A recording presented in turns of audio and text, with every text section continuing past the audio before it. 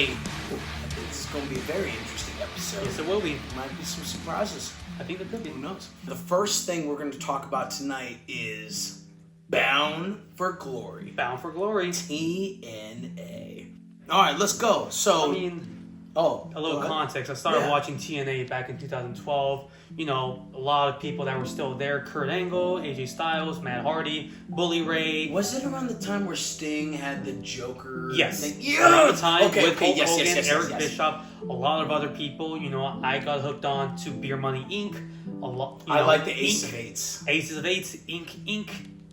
Ooh, Yeah, that was a tag team you didn't hear about. Like, I will admit, I was liking TNA right around that time as well. You know, when Sting was doing his thing over there, when they still had the Octagon. Dude, I missed. Well, no, it wasn't the Octagon. It was a six-sided ring. Oh yeah, six-sided ring. It gave TNA more of an identity than most other. And they were doing some crazy moves. I think it was until Kurt Angle debuted in TNA where everything just keep getting better and better for TNA. That's true. It wasn't until Hogan got signed where everything turned to shit. Yeah, it just go in a weird direction. But anyways, now that TNA is in a working partnership with WWE, things could not have gone better. Yeah, that's the best. Doing crossovers like crazy. I mean, they just had a show called NXT Showdown? Yeah. Which was TNA versus NXT Survivor Series style. Yeah, literally having so many matches that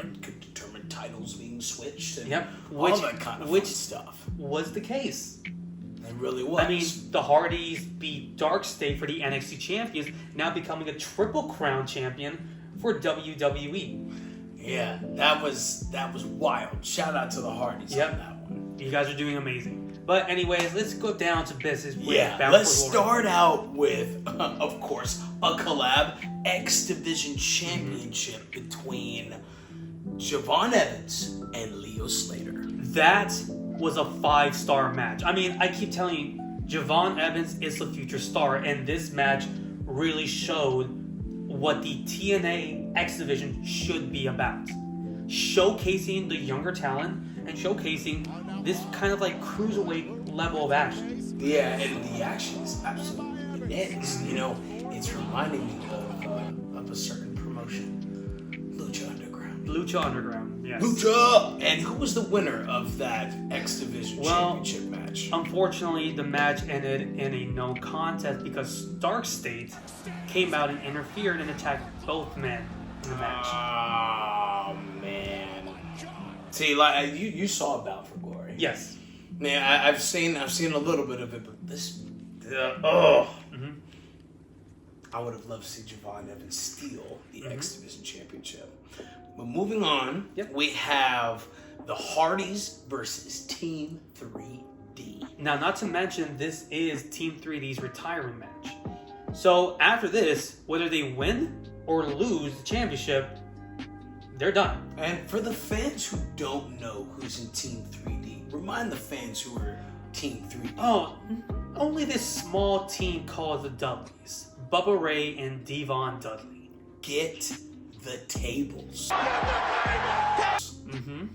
The most dangerous move in the planet isn't even RKO. It's not a 1D. It is the 3D. There it is! Oh, man. Such a great tag team, legendary tag team. And who won this match? Obviously, the Hardys won the match, retaining their championship. And not to mention, this was also a title match. So it was not only for the TNA Tag Team Championships, it was also for the NXT Tag Team Championships. Woo, double championship on the line. Wow. And for them to retain, wonderful. What an incredible showcase for Team 3D, honestly. I mean, they've done everything in every promotion. They really have. And for them to finish it one last time with the two people that I would say are close to them, just like Edge and Christian, best to just finish it off with the Hardys. Hell yeah. And moving on, we had Mike Santana versus Trick Williams now, for the TNA Championship. We're already down to the main event. We're only focusing on 3 big matches at the very moment. But there's other things that happen within Bound for Glory. I mean, Steve Macklin beat Frankie Kazarian for the TNA International Championship. We had the 22-person intergender Call Your Shot Gauntlet, pretty much like a Royal Rumble match, where the winner of the match would get a title shot of their choosing at any time, any place throughout the year. And the two people who won were Frankie Kazarian and Nick Nemeth by pinning each other.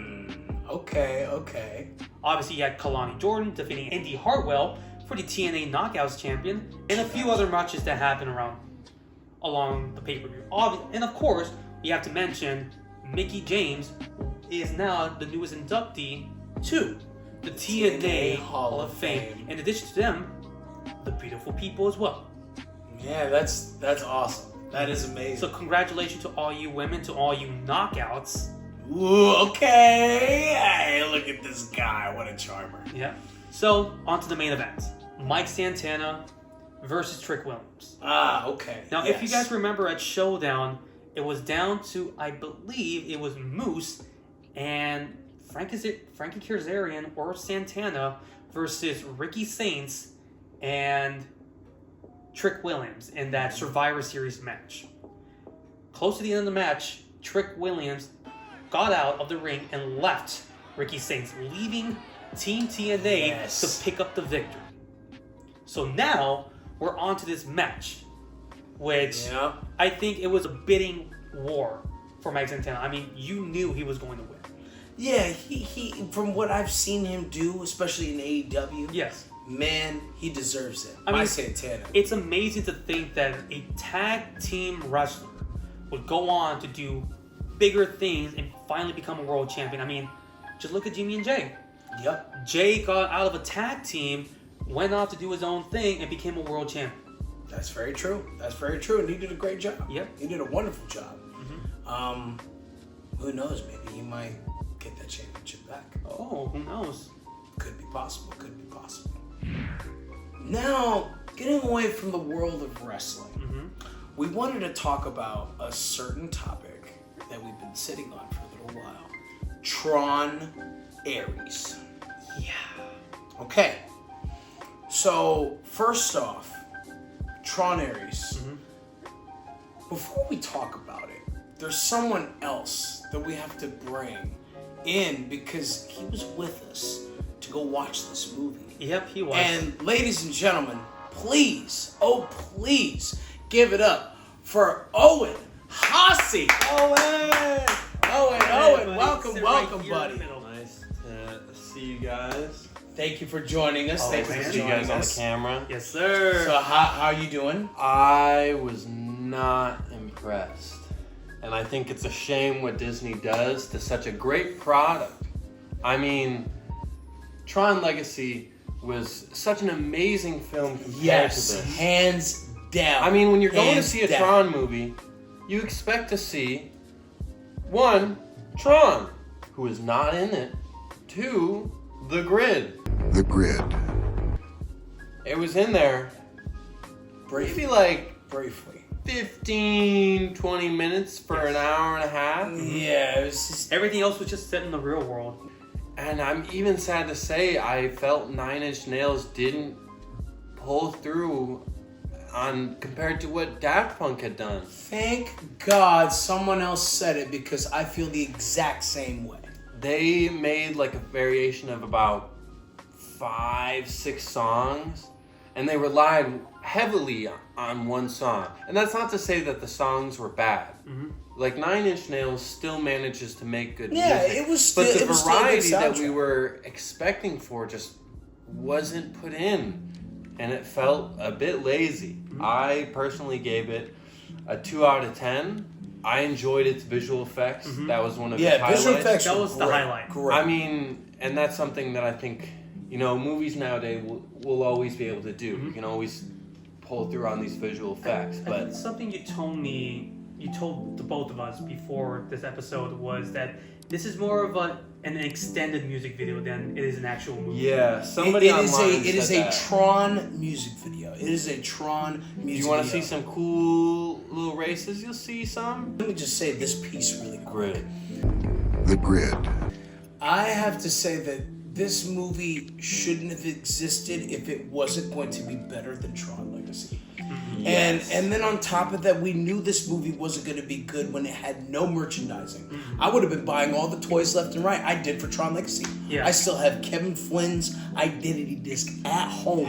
I still have it in the bay at home, ladies and gentlemen. It is beautiful. It lights up still. It still works. Yeah. I miss it. I even bought the other 6-inch figures that came out for that movie too. And I had the shirt. I had the Daft Punk Tron Legacy shirt. I went ham. I bought it on DVD. I was watching Tron Uprising, the fucking cartoon. Yes. I was playing Tron Evolution, the video game. Grid. I was playing all of that. The Grid. The Grid. The Grid.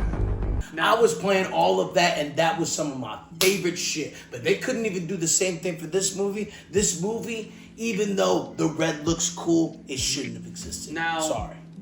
Compared to you guys, I didn't grow up watching the Tron movies or the Tron cartoon show or the television series that you mentioned. Oh my However, Also, so wasted. yes, so wasted. Such a But wasted the fact opportunity. that this movie grossed less than Morbius is Yeah. beyond. I gotta say, I was Embarrassing. fully expecting for Jared Leto to walk up to Master Control Program and say, "It's Tronin Time."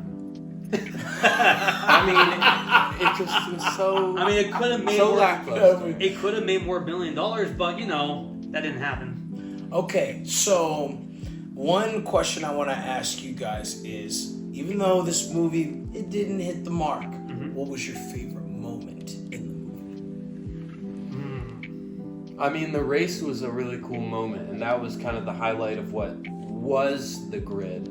Like what was at least in there. The chase scene? That was was fun, Yes. and it was fun to see the copters, the little things that they were flying in. But yeah, and when all of the things shoot out of the recognizer. Yeah. And that they showed that in the trailer too. I think it was one of their highlight Yes. scenes. It's a very cool and visually just well done scene and moment. Yeah. I think one of my favorite moments was when Ares was being created. When he had to fight or get better and Yes. with each And that's- copy, that that's was a the great one one. that came back. I was like, ooh, I love that. If I had to pick my favorite scene, it would probably be the very last scene, the very last action sequence that we had between Athena and Ares. I will say I kind of dig the white suit. Yeah, The white he suit looked switched clean. over. Yeah, and obviously the red and white just fighting each other is just such a... Without discs Yes, either. it's very practical. I like that. Definitely sets up for a sequel. Whether this movie becomes a success or not, I think they are inevitably going to make a sequel out of it. I mean, if Unfortunately they... not. Fortunately not, really. Disney announced they're shutting down Wow. any and all plans in the Tron franchise. Another criticism that I have about the movie is with mention with Kevin Flynn, just like what you mentioned with how much screen time we have with the grid. We only have 5 to 7 minutes it with just wasn't Kevin a lot of Flynn. time. And here's the thing, and I want Disney to know this: Tron is not a bad product. You No. just aren't using it correctly. No. You need to get some better writers who have more personal care with this product. Okay, so to close this off, before we close this off tonight, out of 5, what are you giving it? And one opinion about it. Starting with Sebastian. It's a 1.5. Interesting premise, terrible execution. The music could have been improved on a little bit better. It should have worked a lot more with the movie, but it just didn't. Okay. And what about you, Owen? I think it's a 1. You missed so many points. Yeah, it really did. It really did. I'm gonna be a tiny bit generous, and I'm gonna give it a 2 out of 5. It made me feel things when I saw those original moments come back to see the old Tron again. That's what warmed my heart. Yeah. But it just didn't hit the mark. But yes, I'm gonna have to give it a 2 out of 5. Ladies and gentlemen, thank you so much for joining us tonight. Be sure to comment, subscribe, follow. Yeah. Be checking us out on YouTube and Instagram. And I don't know if you know it, but Sebastian, Culture Kombat, the ring is just the beginning. Good night, everybody.